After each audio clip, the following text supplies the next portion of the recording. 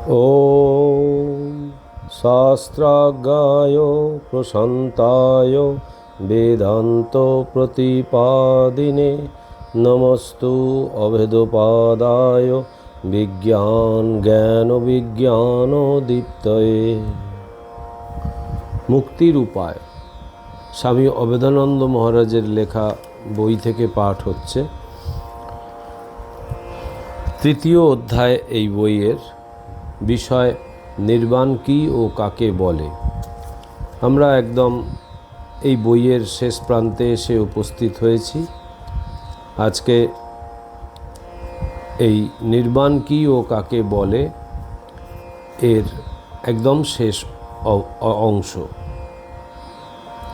ভগবান বুদ্ধের উপদিষ্ট ধর্মের মূল ভিত্তি হচ্ছে চারটি মহাসত্য, যা নির্বাণের পথে মানুষকে চালিত করে। এই চারটি মহাসত্যের মধ্যে প্রথমটি হচ্ছে এই জগৎ দুঃখ ও বেদনাময়। ভগবান বুদ্ধ বলেছেন, জন্ম দুঃখদায়ক, শত্রুরা দুঃখদায়ক। তার সঙ্গে রয়েছে আমরা যেসব জিনিস পছন্দ করি না সেইগুলি, অর্থাৎ সেইগুলিই দুঃখদায়ক। কিন্তু তার চাইতেও দুঃখদায়ক হচ্ছে আমরা যা কিছু ভালোবাসি সেই সব থেকে বিচ্ছিন্ন থাকায়। তাছাড়া আমাদের আকাঙ্ক্ষিত বস্তু সমুদয় না পাওয়াও দুঃখদায়ক। দ্বিতীয় মহাসত্য হচ্ছে দুঃখের মূল কারণ সম্বন্ধে। ভগবান বুদ্ধ বলেছেন, দুঃখের মূল কারণ হচ্ছে লোভ বা বাসনা। পৃথিবীর পারিপার্শ্বিক বিষয় সকল আমাদের ইন্দ্রিয়গুলিকে উত্তেজনার সৃষ্টি করে এবং সুখানুভূতির বিষয়গুলি আরও অধিক পরিমাণে লাভ করার তীব্র আকাঙ্ক্ষা সৃষ্টি করে। সেই আকাঙ্ক্ষা সহজে পরিতৃপ্ত হয় না, ফলে ইন্দ্রিয় সুখের কামনা বাসনা চরিতার্থ করাই জীবনের উদ্দেশ্য বা লক্ষ্য হয়ে দাঁড়ায়। এরই ফলস্বরূপ জীবন তীব্র বেদনাময় হয়ে ওঠে। তৃতীয় মহাসত্য হচ্ছে দুঃখ নিবৃত্তির উপায় সম্বন্ধে। এই সত্য হলো, যে ব্যক্তি নিজেকে জয় করতে পারে সে দুঃখ এবং লোভ বা আসক্তি থেকে মুক্ত হয়, এবং যে ব্যক্তি বাসনার বহ্নিশিখাকে নির্বাপিত করে না, দুঃখ ও লোভও তাকে পরিত্যাগ করে না। চতুর্থ মহাসত্য বা মহাপথ হচ্ছে বাসনার বহ্নিশিখা এবং দুঃখ কষ্টের অগ্নি নির্বাপন সম্বন্ধে। এই সত্য হলো, যে দুঃখ কষ্টের অগ্নিতে মানুষ অহর্নিশি দগ্ধ হচ্ছে তা সম্পূর্ণরূপে নির্বাপিত করতে চাইলে প্রথমে বাসনার বহ্নিশিখাকে নির্বাপিত করতে হবে। ভগবান বুদ্ধ বাসনাকে প্রজ্বলিত বহ্নিশিখার সঙ্গে তুলনা করেছেন এবং বলেছেন যে এই বহ্নিশিখাকে সম্পূর্ণরূপে নিশ্চিহ্ন করতে সক্ষম হলে নির্বাণ অবস্থায় উপনীত হওয়া যায়, এবং সেই অবস্থায় প্রতিষ্ঠিত হলেই সকল দুঃখের চির অবসান হবে। প্রকৃতপক্ষে নির্বাণ শব্দটির আক্ষরিক অর্থ হচ্ছে প্রবাহিত হয়ে বেরিয়ে যাওয়া অথবা নিশ্চিহ্ন হওয়া। সুতরাং ভগবান বুদ্ধের অভিপ্রায় অনুযায়ী নির্বাণ শব্দটির অর্থ হচ্ছে বাসনা, তন্হা বা তৃষ্ণা রূপ বহ্নিশিখাকে নিশ্চিহ্ন করা বা নির্বাপিত করা এবং তার ফলস্বরূপ দুঃখের নিবৃত্তি। ওপরে যে চারটি মহাসত্যের কথা বলা হয়েছে, নির্বাণ অবস্থা লাভ করতে চাইলে এর সঙ্গে 8টি পন্থা বা রীতি, অষ্টাঙ্গিক মার্গ অবলম্বন করতে হবে। এগুলি হল সৎ চিন্তা, সৎ বাক্য, সৎ দৃষ্টি, সৎ শ্রম, সৎ মনোবৃত্তি, সৎ ব্যবহার, সৎ জীবন ও সৎ আদর্শ। এগুলি বৌদ্ধ ধর্মের মূল নীতি। পূর্বেই বলা হয়েছে যে ভগবান বুদ্ধ নির্বাণ শব্দটিকে জীবের আত্মার বিলুপ্তি অর্থে ব্যবহার করেননি। তিনি এই শব্দটির অর্থ করেছেন সকল দুঃখ কষ্টের নিবৃত্তি। পাশ্চাত্য দেশগুলিতে প্রচলিত বিশ্বাস এই যে নির্বাণ শব্দটির অর্থ সর্বক্ষেত্রেই আত্মার বিনাশ। এই ধারণা এমনকি পরবর্তীকালের শূন্যবাদী বৌদ্ধ দার্শনিকদের মধ্যেও ছিল, কিন্তু বুদ্ধ স্বয়ং কখনো নির্বাণকে আত্মার বিনাশ বলেননি। আত্মসত্তা ও আত্মবোধের ধ্বংস করা বুদ্ধের আদর্শ ছিল না। বুদ্ধের উক্তিগুলির মধ্যে এক স্থানে আমরা দেখতে পাই, নির্বাণে কি আছে? এই প্রশ্নের উত্তরে বুদ্ধ বলছেন, লালসা বহ্নি যখন নির্বাপিত হয় তখন নির্বাণ, ঘৃণা ও ঈর্ষার অগ্নি যখন নির্বাপিত হয় তখন নির্বাণ, ক্রোধাগ্নি যখন নির্বাপিত এবং ভ্রম যখন অপনীত হয় তখন নির্বাণ। সুতরাং তথাগত বুদ্ধের মতে যে কোনো ব্যক্তি কাম, ক্রোধ, ঘৃণা, ঈর্ষা ইত্যাদি বিদূরিত করতে পারলেই নির্বাণ প্রাপ্ত হতে পারে। নির্বাণ লাভ করার পরে তার আত্মা নৈর্বক্তিক অবস্থা প্রাপ্ত হয়। তখন তার কোনো দেহ ধারণ করতে বা কোনো বিশেষ রূপ পরিগ্রহণের ইচ্ছা থাকে না। সর্বকামনা শূন্য, সর্ববাসনা শূন্য এক অতি বিশুদ্ধ চরিত্র প্রাপ্ত হয়ে তিনি নিরতিশয় সুখে অনির্বচনীয় অবস্থায় বিদ্যমান থাকেন।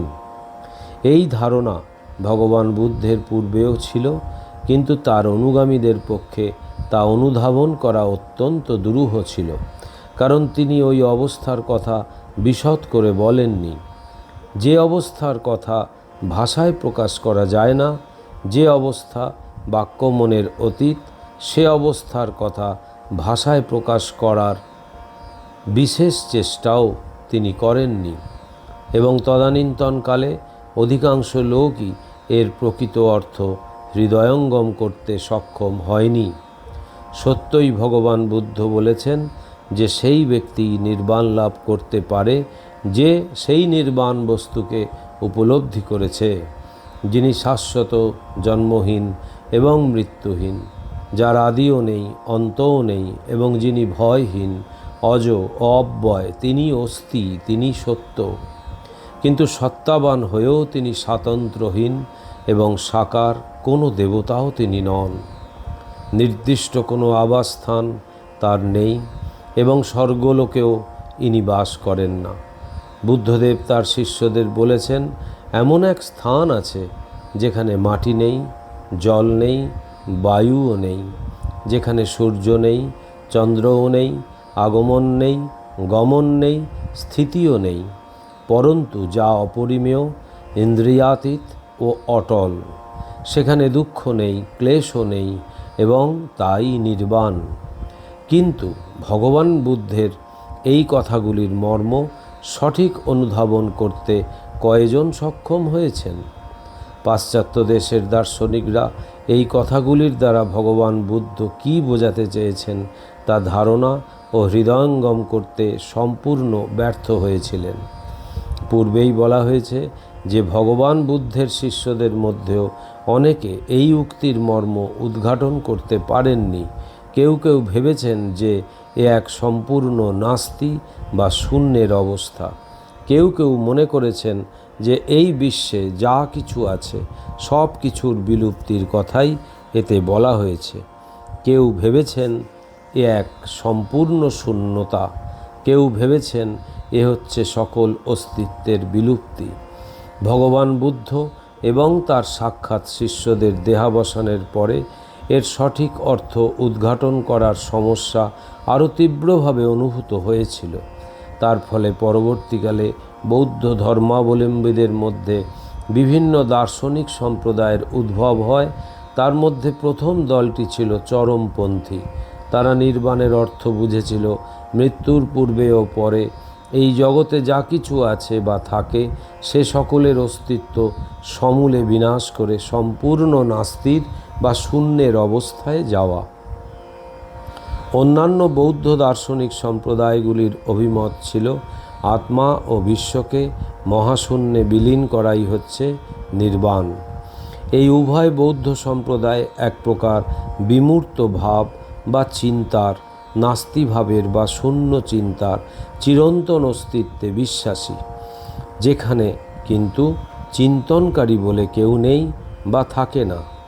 এখানে স্মরণ রাখতে হবে যে ভগবান বুদ্ধ জীবাত্মার অমরত্ব অর্থাৎ জীবের আত্মা শাশ্বত ও চিরন্তন কি না এই প্রশ্নের কোনো উত্তর দেননি। যখন ঈশ্বর সম্বন্ধে কোনো প্রশ্ন করা হতো তখনও তিনি মৌন থাকতেন। এই সব প্রশ্নের উত্তরে তিনি মৌন থাকতেন বলেই তার বহু শিষ্য ও প্রশিষ্যদের মনে নানারূপ বিভ্রান্তির সৃষ্টি হয়েছিল। এরই ফলে পরবর্তীকালে যারা তার অনুগামী হয়েছিলেন তারা এই সব প্রশ্নের নানা রকম উত্তর অনুমান করে নিয়েছিলেন। নির্বাণের প্রকৃত তত্ত্ব তারা অবগত ছিলেন না, কিন্তু যার যেমন ধারণা শক্তি সেই অনুযায়ী নির্বাণ সম্বন্ধে এক একটি অভিমত পোষণ করতেন। সুতরাং আমরা যখন দেখতে পাচ্ছি যে বৌদ্ধ সম্প্রদায়গুলির মধ্যেই এ নিয়ে এত মতবাদ ও বাগ্বিতণ্ডা রয়েছে, তখন অধিকাংশ পাশ্চাত্য চিন্তাবিদরা যদি নির্বাণের প্রকৃত অর্থ বুঝতে না পেরে থাকেন তবে আশ্চর্য হবার কি আছে। প্রকৃতপক্ষে ভগবান বুদ্ধ নির্বাণের অবস্থাকে অস্থির অবস্থা বলে বোঝাতে চেয়েছিলেন না নাস্তির অবস্থা বলে বোঝাতে চেয়েছিলেন, তার অনেক অনুগামীদের মধ্যেই অদ্যাবধি সেই প্রশ্ন অমীমাংসিত রয়ে গেছে এবং এ পর্যন্ত কেউ কোনো স্থির সিদ্ধান্তে পৌঁছতে পারেননি। তিব্বতের উত্তরাঞ্চলের বৌদ্ধ সম্প্রদায় অস্থির অবস্থায় বিশ্বাসী, আবার দক্ষিণাঞ্চলের অনেকগুলি বৌদ্ধ সম্প্রদায় নাস্তির অবস্থায় বিশ্বাসী ছিলেন। ভগবান বুদ্ধের তিরোধানের আনুমানিক 5 বা 6 শতাব্দী পরে এই বিষয় নিয়ে সেই কালের বৌদ্ধ ধর্মাবলম্বীদের মধ্যে তীব্র বাদানুবাদ এবং বিভ্রান্তির সৃষ্টি হয় এবং তারই পরিণামস্বরূপ নানারূপ সংশয় ও ভ্রান্ত ধারণা সৃষ্টি হতে হতে শেষ পর্যন্ত সাময়িকভাবে একটি সিদ্ধান্ত স্থির হয়। পূর্বেই বলা হয়েছে যে প্রাচীন ভারতীয় ঋষিরা এবং চিন্তাশীল দার্শনিকরা যেমন পূর্ণ জ্ঞানের সত্তাকে অস্থির অবস্থা বলে নির্ণয় ও ধারণা করেছিলেন, নির্বাণের বৌদ্ধিক ধারণাও সেইরূপ এক প্রকার অস্থির ধারণাই ছিল। বেদান্তে নির্বাণের অর্থ এক আনন্দময় পরম শান্তির অবস্থা, যেখানে কোনো দুঃখ নেই, কষ্ট নেই, বেদনা নেই, ব্যাধি নেই এবং মৃত্যু নেই। যে অবস্থায় জীবাত্মা তার অনন্ত ও শাশ্বত সত্তার জ্ঞান ফিরে পেয়ে কামনা বাসনা ও স্বার্থপরতার সকল বন্ধন থেকে মুক্তি লাভ করে, ওই অবস্থাই সকল মানুষের উচ্চতম অবস্থা, আদর্শ। আমরা সকলেই জ্ঞাতসারে বা অজ্ঞাতসারে ওই পরম শান্তি ও আনন্দময় অবস্থা লাভের অন্বেষণে ইচ্ছুক। আমরা সকলেই প্রকৃতপক্ষে ওই উপলব্ধির অভিমুখে অগ্রসর হচ্ছি এবং তা লাভ না করা পর্যন্ত অন্য কোনো কিছুই আমাদের পরিতৃপ্ত করতে পারে না। আমাদের যতই ধন সম্পদ, উচ্চপদ, খ্যাতি ও যশ এবং জীবনের নানাবিধ সুখ স্বাচ্ছন্দ্য থাকুক না কেন, তবু কিসের এক অভাব বোধে আমরা যেন সর্বক্ষণ তাড়িত হই এবং সেই অভাব পূর্ণ করার জন্যই সর্বদাই উন্মুখ হয়ে থাকি। আমরা কেউই সুখী নই এবং এভাবে আমরা সুখী হতে পারি না, কারণ পৃথিবীর সকল ধর্মই মানুষের উচ্চতম অবস্থার বর্ণনা করতে চেষ্টা করেছে। বলা যায় যে ওই অবস্থাই সকল ধর্মের লক্ষ্য এবং সকল ধর্মশাস্ত্রের আদর্শ বলে গৃহীত। তবে নির্বাণের অবস্থা স্বর্গবাসের অবস্থার সমার্থক নয়। নির্বাণের অবস্থা স্বর্গবাসের অবস্থা অপেক্ষা অনেক উচ্চতর, কারণ নির্বাণের অবস্থায় মানুষের সসীম আত্মা নিখিল বিশ্বের অসীম আত্মার সঙ্গে এক হয়ে যায়। বেদান্তে নিখিল বিশ্বের আত্মা তথা পরমাত্মাকে ব্রহ্ম বলে অভিহিত করা হয়েছে। এই ব্রহ্মই সৎ, চিৎ ও আনন্দের চিরন্তন ক্ষেত্র। এক কথায় এই ব্রহ্মই সকল জ্ঞান ও বিজ্ঞানের অফুরন্ত অনন্ত উৎস। ব্যষ্টি আত্মা যখন পরম ব্রহ্মের সঙ্গে ঐক্য অনুভব করে তখনই তার ব্রহ্মের সঙ্গে অভেদ জ্ঞান লাভ হয়, অর্থাৎ আমি ব্রহ্ম এই বোধ তখন উপলব্ধি হয়। বেদান্ত যেমন বলে ব্রহ্মবেদ ব্রহ্মৈব ভবতি, জীবাত্মা তখন তার সকল উপাধি ব্রহ্ম সমুদ্রে হারিয়ে ফেলে। এই অবস্থাকেই নির্বাণের অবস্থা বলে অভিহিত করা হয়েছে। যে অবস্থা দুঃখ কষ্ট ব্যাধি ও মৃত্যুর সকল বন্ধন থেকে মুক্ত, বেদান্তে যে অবস্থা বর্ণিত হয়েছে, ভগবান বুদ্ধও সেই একই অবস্থার প্রতি নির্দেশ করেছেন। অর্থাৎ ভগবান বুদ্ধ যাকে নির্বাণ বলে অভিহিত করেছেন তাই বেদান্তবাদীদের ব্রহ্মোপলব্ধি। যদিও ভগবান বুদ্ধের অনুগামীদের মধ্যে অনেকে এর ভিন্ন ব্যাখ্যা করেছেন। দৃষ্টান্তস্বরূপ বলা যায় যে তিনি বলেছেন, লালসার বহ্নিশিখা এবং বাসনাগ্নি যখন নির্বাপিত হয় তখন নির্বাণ লাভ হয়। অপরপক্ষে বেদান্ত বলে যে শাশ্বত জ্ঞানালোক যখন জীবাত্মাকে উদ্ভাসিত করে তখন অজ্ঞানের অন্ধকার বিদূরিত হয় এবং সেই মুহূর্তে দেহের ও দেহসুখের প্রতি সকল আকর্ষণ ও লালসা চিরতরে বিনষ্ট হয় এবং জীবাত্মা তখন জন্মমৃত্যুর আবর্তন চক্র থেকে মুক্তি লাভ করে। তার আর পুনর্জন্ম লাভ করতে হয় না। ওম নিরঞ্জনম নিত্যম অনন্তরূপম ভক্তানুকম্পাধীত বিগ্রহং বৈ ঈশাবতারম পরমেশমিড্ডং তং রামকৃষ্ণং শিরসা নমামহম। শ্রীরামকৃষ্ণার্পণমস্তু।